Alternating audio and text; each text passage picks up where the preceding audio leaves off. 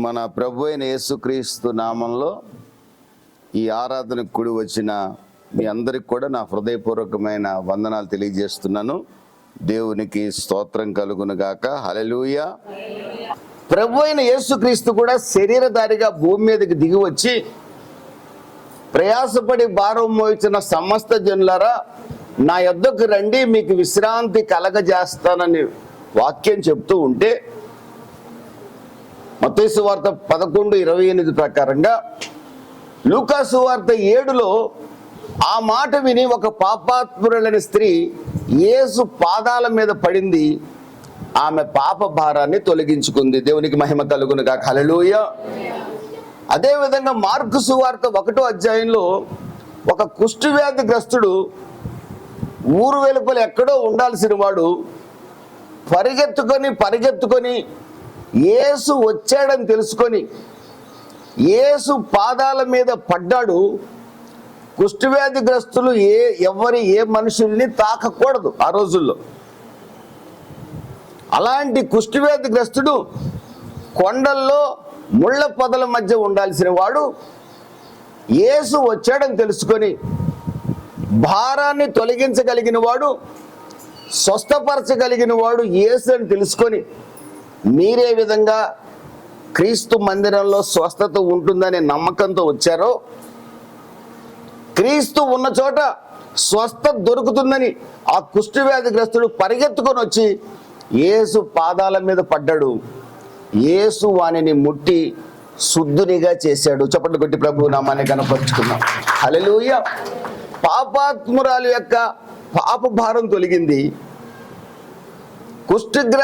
కుష్ఠవ్యాధిగ్రస్తుడికి స్వస్థత కలిగింది.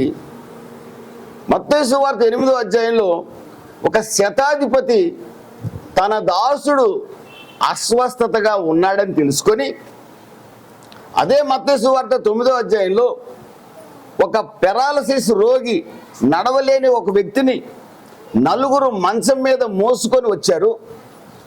ఇక్కడేమో శతాధిపతి తన దాసుడు స్వస్థత లేదని యేసు ఎక్కడున్నాడో తెలుసుకొని వచ్చాడు. ఈ 2 సందర్భాల్లో కూడా ఎవరి కొరకో విశ్వాసంతో యేసు దగ్గరికి ఒక వ్యక్తి సమీపించగా శతాధిపతి విశ్వాసాన్ని బట్టి అతని దాసుడిని యేసు తాకకుండానే స్వస్థపరిచాడు. దేవునికి స్తోత్రం కలుగును గాక. హల్లెలూయా. మంచం పట్టుకొని నలుగురు ఒక వ్యక్తిని తీసుకొని వస్తే ఆ మంచం మీద ఉన్నవాడు యేసు ప్రభుతో ఏం మాట్లాడలేడు, నోరు లేదు. ఏమిటిరా నీ బాధ అంటే చెప్పలేడు. కానీ యేసు పైకి చూశాడు. పైనుండి వాళ్ళు కప్పు విప్పి దింపారు యేసు దగ్గరికి. వారి కళ్ళలో యేసు విశ్వాసాన్ని చూశాడు. దేవునికి స్తోత్రం కలుగును గాక. హల్లెలూయా. వారి కళ్ళలో యేసు విశ్వాసాన్ని చూశాడు. ఇక్కడ శతాధిపతిలో యేసు విశ్వాసాన్ని చూశాడు. పక్షవాయువు గలవాడిని మంచముతో సహా దింపిన నలుగురి విశ్వాసాన్ని చూశాడు. వారి విశ్వాసాన్ని గమనించిన యేసు శతాధిపతి దాసుడిని స్వస్థపరిచాడు, పక్షవాయువు గలవాడిని స్వస్థపరిచాడు. హల్లెలూయా.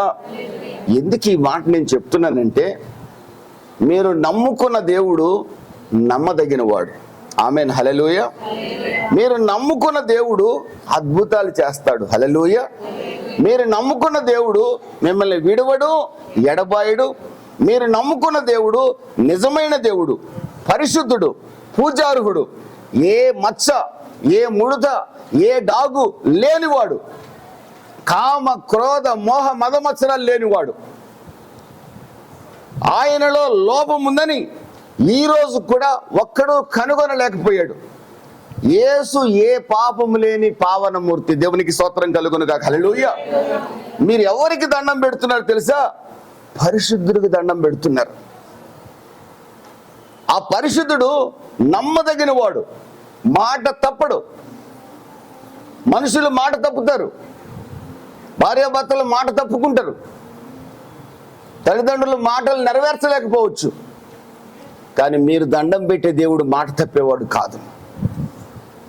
ఆయన అంటున్నాడు, వారి విశ్వాసాన్ని చూసి మంచం మీద ఉన్నవాడిని స్వస్థపరిచాను, ఇంట్లో ఉన్నవాడిని స్వస్థపరిచాను. ఆమె విశ్వాసాన్ని బట్టి పాపాత్మురాలికి సమాధానం ఇచ్చాను, ఆమె పాపాలు క్షమించి. కుష్ఠవ్యాధి వాడి యొక్క విశ్వాసాన్ని బట్టి వాడిని శుద్ధునిగా చేశాను. ఈ రోజున సంఘానికి వచ్చిన నీలో నాలో నమ్మకత్వం అనేది ఉంటే, మీరు నమ్ముకున్న దేవుడు, మీరు ఏ దేవుని సన్నిధిలో కూర్చున్నారో ఆ దేవుడు శ్రేష్టమైన వాడు, మంచివాడు, 10,000 మందిలో అతి సుందరుడు, ఒకే ఒక నిజ దేవుడైన నమ్మకం మీకుంటే దేవునికి మహిమ కలుగునుగా. హల్లెలూయా. ఇక్కడ నుండి నీ భర్త కొరకు మొరపెడితే నీ భర్తను రక్షించడానికి నా దేవుడు శక్తి గలవాడు. చప్పట్లు కొట్టి ప్రభువు నామాన్ని కనపరుచుకుని హల్లెలూయా. రక్షించబడిన నీ భర్తని మందిరానికి తీసుకురావాలనేది నీ బాధ్యత. రక్షింపబడిన నీ భర్తని నా ప్రభు అద్భుతం చేశాడు, మందిరానికి నడిపించాల్సిన బాధ్యత నీది. నీ వారి కొరకు, ఎవరి కొరకు కూడా నీవు నమ్మకంగా మందిరంలోకి అడుగుపెట్టి ఉంటే, ఉన్నాడో లేదోలే, ఏదో చేస్తాడో చేదోలే, ఈరోజు జరిగింది కానీ రేపు జరుగుద్దో లేదోలే, నిన్న చేశాడు కానీ ఈరోజు చేస్తాడో లేదోలే, అందరిలాంటి వాడేమో ఈయన కూడా అక్కడ కూడా అద్భుతం జరిగిందంటగా, పలానా ఊళ్ళో కూడా, పలానా ఊళ్ళో పుట్టలో ఇట్లా పోసేస్తే అద్భుతం జరిగిందంటగా, పలానా ఊళ్ళో ఎవరు కాళ్ళు పట్టుకుంటే అద్భుతం జరిగిందంటగా, ఈయన కూడా అట్టంటి వాడేలే, పెద్ద తేడా ఏమి లేదులే, అక్కడికి పోతే అక్క చెప్పిందిగా అద్భుతం జరిగిందని, అక్కడికి పోయి దండం పెడితే పెళ్ళయిందని చెప్పిందిగా అక్క, ఆయనకి ఈయనకి పెద్ద తేడా ఏమి లేదులే. ఇలాంటి ఆలోచనతో మీరు అడుగు పెట్టి ఏ ప్రార్థన చేసినా నీ ప్రార్థనకు జవాబు రాదు, నా ప్రార్థనకు జవాబు రాదు. ఈయన సజీవుడైన దేవుడు, నా జీవితాన్ని మార్చినవాడు. కులదేవుడు కాదు, మత దేవుడు కాదు, మానవుడికి సమాధానం ఇవ్వగలిగిన వాడు, మానవుణ్ణి స్వర్గానికి చేర్చగలిగిన వాడు నేను ప్రకటిస్తున్న యేసుక్రీస్తు. దేవునికి స్తోత్రం కలుగునుగా. హల్లెలూయా. స్వర్గమన్నా పరలోకమన్నా నిత్య జీవమన్నా ఒకటే. అక్కడ ఎవరు ఉంటారంటే పరిశుద్ధుడైన దేవుడు ఉంటాడు, పాపము లేని వాడు మాత్రమే ఉంటాడు. ఆ పరిశుద్ధుడు ఎవరు? స్వర్గలోకాధిపతి ఎవరంటే నాకు తెలిసినంత వరకు నా ప్రభు అయిన యేసుక్రీస్తు. హల్లెలూయా. ఆయనలో మచ్చ, ముడత, డాగు అట్టిది మరేది లేదు. అందుకే నేను ఆయన్ని వెంబడిస్తున్నాను. ఇక్కడికి వచ్చిన మీరు చెంచల మనస్కులు కాకుండా స్థిరంగా ప్రభువుని వెంబడించాలని తీర్మానం చేసుకుంటే ఈరోజు మీరు చేసే ప్రార్థనల్ని నా ప్రభు ఆలకించబోతున్నాడు. హల్లెలూయా, హల్లెలూయా. నలుగురు విశ్వాసాన్ని చూసి పక్షవాయు గల వాడిని స్వస్థపరచడమే కాదు, వాడి పాపాలు క్షమించాడు, వాడు తిరిగి దేవుని దగ్గరికి వచ్చాడు. హల్లెలూయా. ప్రియమైన దేవుని బిడ్డలారా, ప్రియమైన వారలారా, ఈ రోజున మనకే స్థిరమైన నమ్మకం లేదు. ఇక మన పిల్లల కొరకు చేసే ప్రార్థన దేవుడు ఎందుకు ఆలకిస్తాడు? మన కుటుంబాల కొరకు చేసే ప్రార్థన దేవుడు ఎందుకు ఆలకిస్తాడు? మన స్నేహితుల కొరకు చేసే ప్రార్థన దేవుడు ఎందుకు ఆలకిస్తాడు? ఒక్కసారి ఆలోచించండి.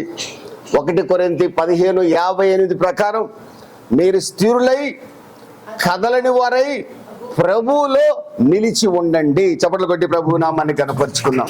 హల్లెలూయా. స్థిరులై కదలని వారై ప్రభువులో నిలిచి ఉండండి. హల్లెలూయా.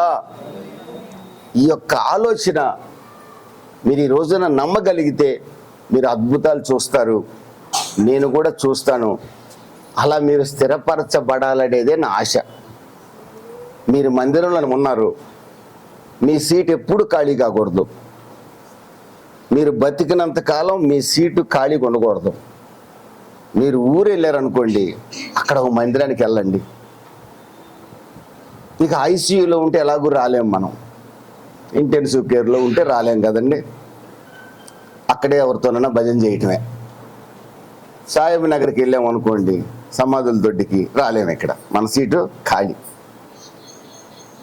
మీరు ఎంత నమ్మకంగా ఉండాలంటే, నేను బ్రతికినంత కాలం, కాబట్టి ఇక్కడే స్థలం మారచ్చు, అక్కడే ఇక్కడ. మీ స్థలం ఎందుకు మారటం? కుర్చీలు వేస్తే కుర్చీల్లో కూర్చోండి. మీ స్థలం మీకే రిజర్వ్డ్గా ఉండాలి. చప్పట్లు కొట్టి ప్రభు నామాన్ని కనపరచండి. హల్లెలూయా. అటు కాదులేండి, ఈరోజు ఇక్కడ, రేపు ఇంకో చోట, ఎల్లుండేమో ఎల్బీ నగరు, ఆ తర్వాత ఏమో కోకటపల్లి, ఆ తర్వాత ఎంజియాల. ఆశీర్వాదాలు లేని బ్రతుకులు అవుతాయి. ఆశీర్వాదాలు లేని బ్రతుకులు అవుతాయి. ప్రియమైన దేవుని బిడ్డలారా, వాక్యంలో నిలిచి ఉండండి, మందిరంలో నాటపడండి. దేవునికి స్తోత్రం కలుగునుగా. హల్లెలూయా. మీరు ధన్యులు. నేను సంతోషపడుతున్నాను. మీరు ఈ విధంగా కూర్చొని వాక్యం వినటాన్ని బట్టి నేను సంతోషిస్తున్నాను. మీరు నమ్మకస్తులుగా బ్రతకాలని ఒక దైవ సేవకుడిగా నేను కోరుకుంటున్నాను. హల్లెలూయా.